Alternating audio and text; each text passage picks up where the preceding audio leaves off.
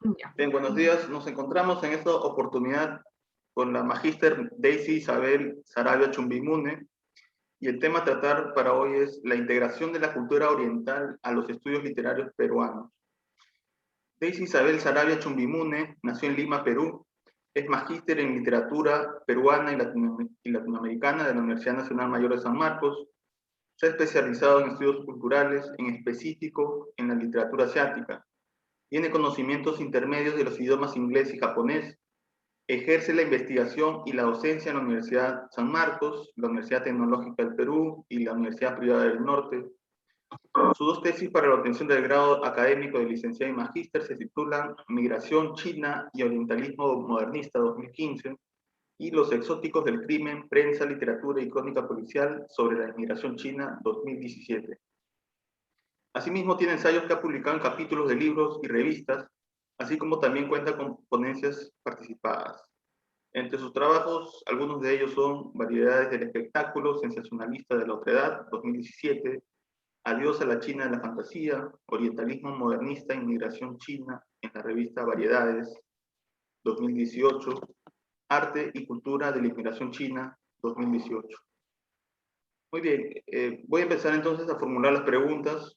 La primera es, siglo XX, la cultura Ya. oriental empezó a difundir un mercado editorial y televisivo dirigido a niños y adolescentes. En su mayoría, los productos que ofrecían se basaban en historias en las que promovían hazañas de superhéroes. Estos se apreciaron a través de los mangas y los animes. En tu caso, ¿cómo empieza tu gusto por la literatura oriental? Okay, Por la, muchas gracias. por la cultura oriental quizá en general, ¿no?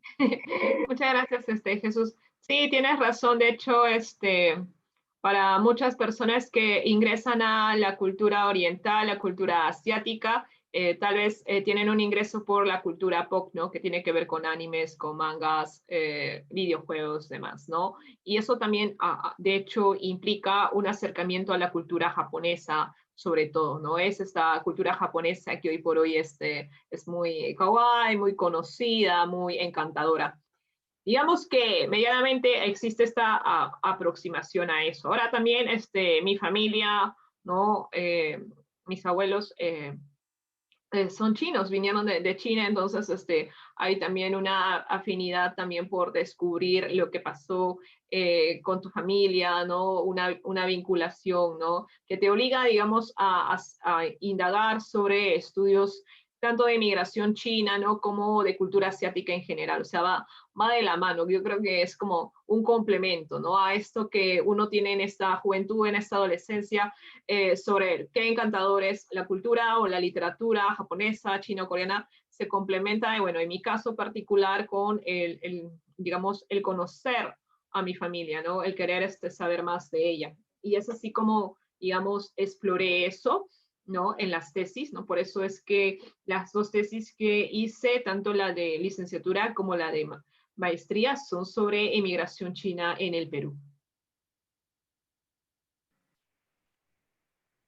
En tu trabajo Migración china y Orientalismo modernista 2015, fundamentas cómo se va insertando esta cultura a la sociedad peruana. Tomas como referente la revista Variedades 1908-1931, en especial las crónicas que se publicaban allí. Según lo que has investigado, ¿cómo se aprecia ese intercambio cultural? Ya. Lo que pasa es que en el caso de la inmigración china en el Perú es digamos, tiene una presencia muy vasta de muchos años que inicia en 1849 en el siglo XIX. Entonces, la intención de las crónicas era un poco abordar cómo existía esta apreciación de la comunidad china en el Perú, que como se sabe a veces, como pasa en la sociedad peruana, a veces está marcada mucho por el racismo o esta visión, si se quiere, hablando a nivel general, despectiva respecto a otros grupos como el indígena, como el afroperuano, y de hecho también esto incluía a lo asiático, ¿no? Lo curioso, y ese de hecho es parte de mi trabajo, es que esta apreciación tiene sus tensiones a inicios del siglo XX, cuando empieza a conocerse más sobre Asia, no solamente sobre China, sino también sobre Japón, sobre todos los lugares asiáticos, incluso lugares árabes. Entonces, se vino del siglo XIX con una representación marcada por el positivismo, por la idea de la raza, los rasgos físicos, los rasgos psicológicos, y luego esto choca en el siglo XX con una producción de masas que hace la prensa, y que en la cual la fotografía, las crónicas empiezan a difundir qué tan hermosos son estas culturas en Oriente. Entonces, a raíz de ahí es donde se puede ver que hay una suerte de antagonismo, ¿no? Oposición entre esta representación, por un lado, que se hace de la inmigración china en el Perú, que es a veces peyorativa, pero por otro lado, de esta suerte de admiración cultural por China, ¿no? Que se tiene y que también corresponde al Japón. Entonces, este periodo es muy interesante porque los escritores, los literatos peruanos empiezan a sufrir esa suerte de dualidad, o sea, ¿qué escribo finalmente, o qué finalmente es esta cultura? ¿No? Hay una suerte de cuestionamientos, y eso hace que poco a poco, digamos, se adquiera una suerte de cambios o modificaciones que finalmente va a dar el siglo XX hacia una representación más positiva, tanto de la cultura como de la inmigración que tenemos, y que va de la mano además con los aportes que tenía la inmigración china en el Perú, ¿no? Tanto del chifa, del teatro, y todas las cosas que aportaron, ¿no? La comunidad china. Como que, digamos, a partir de este periodo que está plasmado en las crónicas, como las crónicas de variedades, se puede ver cómo poco a poco se va gestando esta suerte de encuentro y reconocimiento con la comunidad china, y por ende también con la comunidad asiática en el Perú. En los últimos años te has dedicado a la enseñanza universitaria y a difundir la cultura oriental en congresos y ponencias literarias. Frente a ello, ¿cómo se consigue que un alumno o un interesado empiece a comprender la literatura oriental? Quizá por allí, ¿qué libros recomendarías en todo caso para iniciarnos, ¿no? Los que tenemos ese interés por revisar la literatura oriental? Yo creo que un libro fundamental es este Orientalismo de Edward Said, que también fue el libro que me cambió la manera de percibir las cosas respecto a Oriente, respecto a Asia, porque es cierto, a veces nosotros nos estamos impregnando un poco de lo exótico, o de solamente determinados tipos o características o rasgos culturales, ¿no? Y lo apreciamos en función de eso, y buscamos satisfacer nuestro deseo en función a eso, y no vemos más allá de lo que nos pueda ofrecer esa cultura, que en realidad, como toda cultura, es vasta, es diversa. Entonces, a veces, por ejemplo, cuando pensamos en cultura japonesa, como nos gusta tanto el anime, no, el manga o el sushi o el ramen, queremos ver eso, y si no lo encontramos, lo exigimos, y si no lo encontramos, nos molesta. Eso es un poco lo que se siente a veces al percibir esto cultural. Entonces, yo creo que la enseñanza de la cultura asiática debería partir por desmitificar ciertas cosas, ¿no?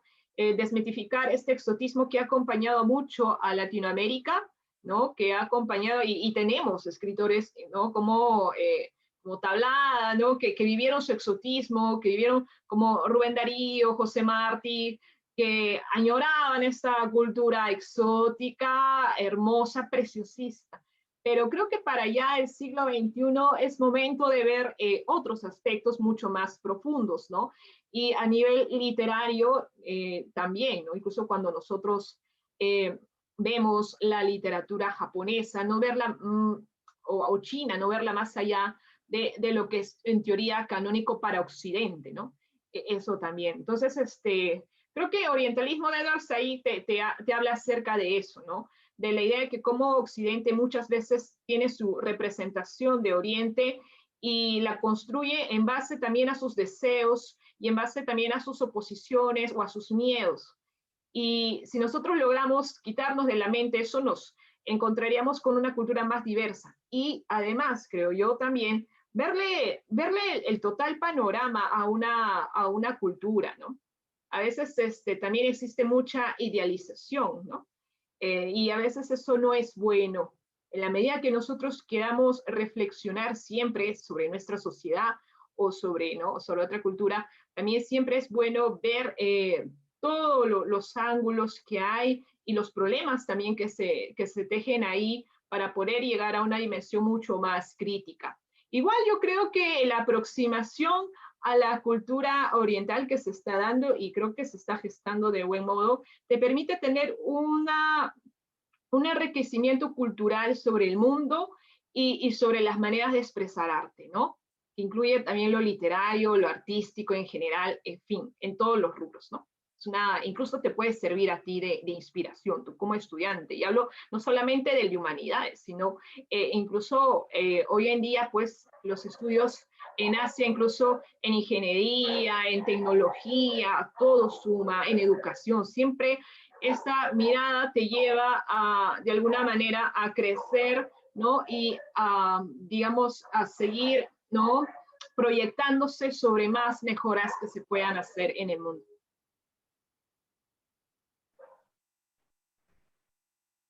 En tus investigaciones empleas el concepto de modernismo. ¿Cómo lo articulas en los estudios literarios orientales?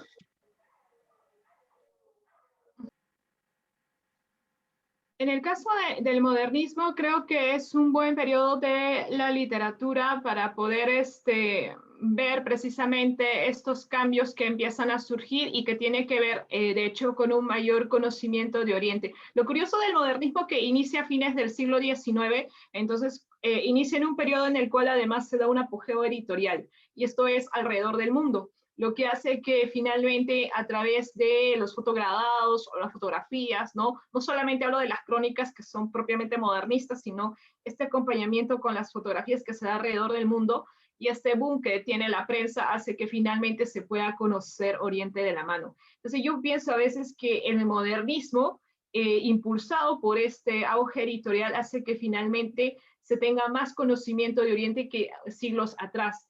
Y por tanto es como que de pronto se encuentran otras culturas más directamente, ¿no? El lector de inicio del siglo XX amanece todos los días con fotografías de Arabia, de Mongolia, de Corea del Sur, de Japón, y aunque ahora nos parezca un poco como que, ¿cómo puede aparecer eso? ¿No? Es raro, ¿no? Pero sí, de hecho la prensa tenía ese carácter muy enciclopédico de querer mostrarte cómo era en teoría esta realidad, esta cultura. Y encima vivimos en un modernismo en el cual hay esta suerte de escape, esta búsqueda de otra realidad que le pueda satisfacer sus fantasías o su inspiración, ¿no? Literaria. Entonces yo creo que es un buen punto para poder, digamos, entrar de lleno a cómo se encuentra por primera vez, ¿no? Y eso es lo que creo, ¿no? Porque efectivamente creo que es en ese momento, periodo de fines de siglo, ¿no? Siglo XIX, en el cual se empieza a conocer, ¿no? Casi de manera un poco más objetiva, ¿no? Más directa o más cercana Oriente. Y esto va de la mano con el modernismo en la literatura, lo cual es un buen momento para ver cómo empieza a nacer y a germinar todas estas cosas, ¿no? Así que para la literatura, para el ámbito de la literatura, creo que es un buen momento para poder explorar eso, ¿no? Explorar eso y eso es efectivamente el resultado que da después, ¿no? Pasamos de este exotismo a una suerte de conocimiento ya cultural, luego pasamos a hablar de la migración y nos empiezan a hablar sujetos, ¿no? Desde un punto de enunciación de allá, ¿no? Como también pasó con algunos cronistas. De poco a poco se va modificando las cosas y al final es lo que tenemos hoy en día, ¿no? Digamos, gracias a la globalización, ¿no? Y todos los procesos de migración, digamos, uno puede hablar desde diferentes puntos de enunciación y puede tener, digamos, un acercamiento directo, más objetivo, ¿no? Y más, por así vivo, respecto de la cultura. Así que yo creo que empezar por ahí para enseñar literatura es un buen momento para que el estudiante pueda comprender todos estos procesos que se dan y que además son muy interesantes, ¿no? Dentro de tus investigaciones, ¿has procurado integrar el universo cinematográfico en los estudios literarios orientales? ¿Ha sido uno de tus propósitos o no? Bueno, en mi caso, yo, por ejemplo, enseño literatura japonesa, ¿no? Y bueno, en el caso de la literatura japonesa, he tratado de implementar también el abordaje al cine, ¿no? Que de hecho, también como una muestra artística nos permite conocer eh, cómo la misma cultura, ¿no?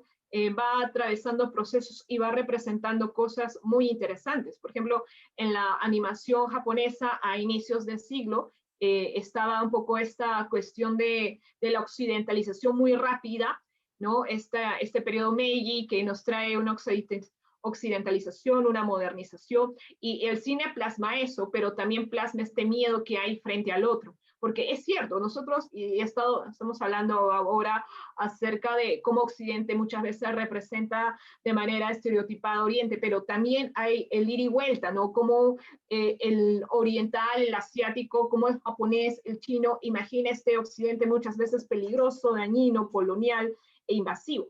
Entonces la animación japonesa plasma a veces en esos pequeños cortos que se hagan de 1 o 2 minutos, como a veces aparece un occidental o los mismos ciudadanos o de la comunidad tienen que defenderse, ¿no? Y aparece esta idea de los samuráis que tienen que existir porque nos tienen que defender y antes no había eso, ¿no? O sea, estamos hablando de un periodo Meiji en el cual es muy occidentalizado, pero a veces se recurre a la tradición para poder representar estos miedos, ¿no? O por ejemplo este cuento Momotaro, acá en Perú lo vimos todos, me lo contaron en Japón, y el Momotaro de Ryunosuke Akutagawa, de este escritor, es un Momotaro que no defiende a su comunidad de los demonios, ¿no? De los demonios occidentales. Y eso es curioso, ¿no? Es muy interesante cómo a través de las películas podemos ver este tipo de representaciones. Ahora, también hay estas películas de Occidente que nos pueden retratar también este viraje, ¿no? Por ejemplo, pienso en Memorias de una geisha, que también nos sirve para el análisis y nos sirve para ver también esta perspectiva y esta recreación en el tiempo, ¿no? El último samurái también. Creo que hay más películas digamos, más películas hechas en Hollywood, ¿no? Hechas en Occidente, dedicadas a intentar captar estos momentos de la cultura japonesa, ¿no? En el caso del cine chino, pues yo creo que el cine chino, con todas sus formas, ¿no? Y sus propios proyectos nacionales y de difundir su cultura, pues ha hecho su propia carrera, ¿no? Y nos ha traído cosas que también se nos ha quedado pues en el imaginario, ¿no? A nosotros como occidentales, por ejemplo, las películas de Bruce Lee que todo el mundo admira y que además en Occidente finalmente también llegamos al estereotipo de, bueno, en ese tiempo, ¿no? Al menos en ese tiempo que apareció de creer que todos los chinos son así, fuertes, ¿no? Locos, aguerridos, etcétera, etcétera, y nos llama la atención y lo aplaudimos y pensamos que por ende todos los que están alrededor se saben defender, ¿no? Cosas así. Pero, pero yo creo que poco a poco esta industria, menos el cine chino, el cine hongkonés, digamos, ha creado su propio espacio y su propia audiencia también, ¿no?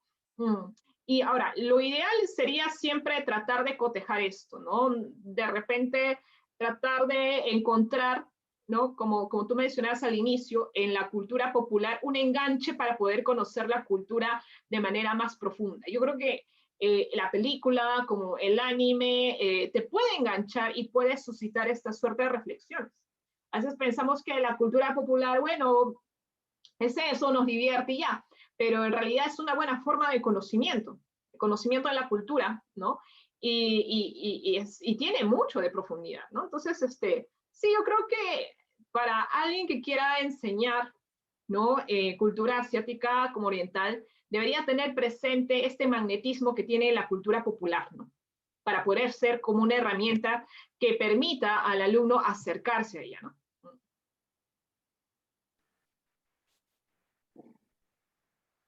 Hemos llegado a la última pregunta. ¿Qué proyectos tienes en la actualidad en relación con la literatura oriental?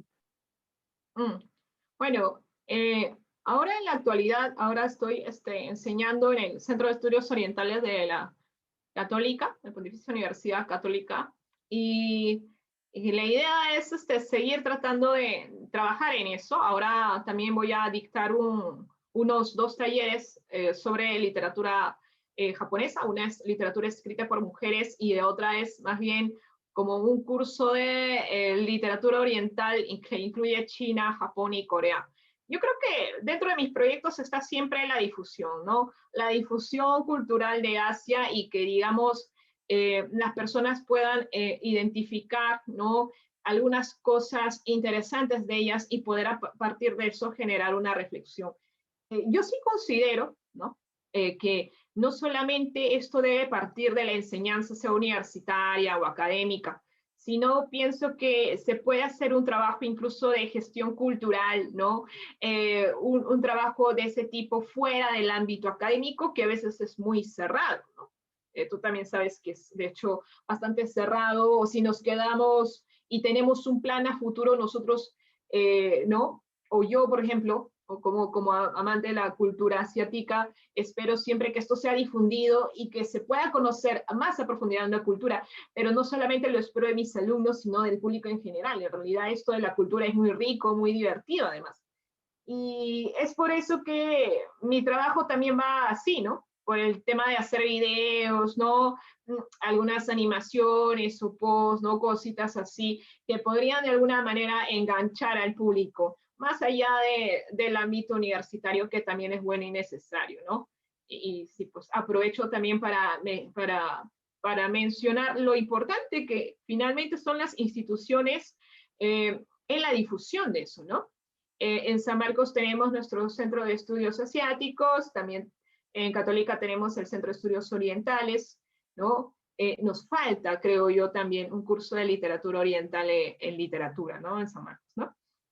Eso también nos falta, es una tarea pendiente. Antes yo lo llevé, yo creo que tú también lo llevaste, no sé si lo llevaste tú, lo llevamos con Marco Martos, ¿no? Pero de hecho también eso es algo que sí me preocupa, que sí está también en mi agenda, ¿no? De tratar de que no se pierda eso, ¿no? Porque es dentro de todo, te genera una mirada distinta a tu formación como literato.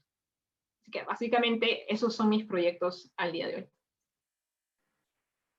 Listo, Daisy. Entonces, habiendo respondido a las interrogantes que te formulé, ¿no? Damos por concluida esta entrevista. Y bueno, también agradecer tu tiempo, tu espacio para poder brindar la información de tus investigaciones, de tus proyectos y más que nada de reorientar un poco la visión que se tiene a partir de una cultura, como lo has mencionado, que es popular, ¿no? Del anime, del manga, que es más que nada un inicio, ¿no? No es Sí. nada comparado con el universo Claro. amplio que es la literatura oriental, ¿no? Entonces, Sí. agradezco tu participación y como te comenté, el propósito es que se concrete esta entrevista en una publicación científica y bueno, ya posteriormente quizá podemos coordinar la publicación del video, ¿no? Ya una vez que esté la entrevista publicada, ¿no?